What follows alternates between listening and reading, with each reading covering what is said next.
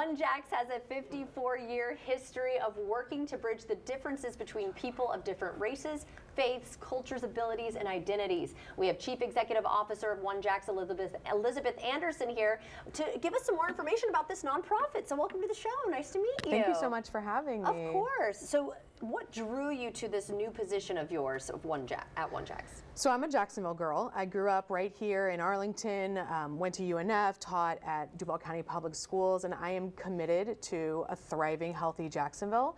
When the position came open, and OneJax is an organization that's committed to civility, respect, and who wouldn't want to do that job? Right. So it was an easy, natural fit for me to come and to join the organization. That's wonderful. And you started at the beginning of the month of February. At the same time, last year, the I Am Jacksonville campaign began appearing on TV and billboards. So talk a little bit about the campaign and what you hope to accomplish. This is a perfect time for the I Am Jacksonville campaign because OneJax is really reintroducing ourselves to the community and what we're all about. The campaign really highlights that no matter what our differences of identity is, we all make up Jacksonville. Right. And we can solve problems and come together when we recognize our shared humanity. Yeah. No matter what our differences are, we are neighbors here. Yeah. Do you think we can really unify? Do you think that it can really work though? Because I feel, and I know the answer is probably yes, which I'm very hopeful and inspired by. But it does seem like division just keeps getting bigger and bigger, you know, as years go on. I mean, I think it's no doubt that we all feel like we're in this really polarizing time. Yes, yes. But one of the things that OneJax is really founded in is this idea of creative tension. So when we can come together and have conversation and dialogue respectfully with one another, we don't all have to agree, but when we disagree, we can do that civilly.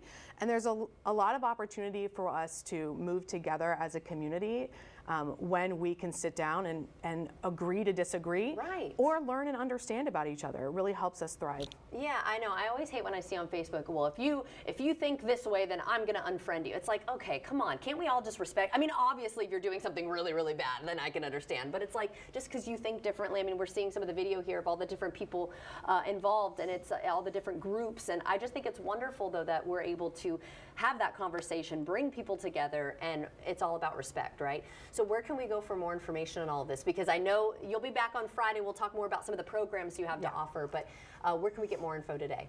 Sure. So if you want to go to the iamjacksonville.org website, you can get more information about the campaign being sponsored by the players, which we're really grateful to them for sponsoring. You can get a little button.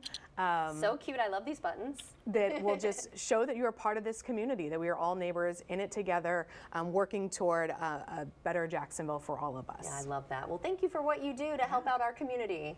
Thank you so much. Thanks for having me here. Of course. David.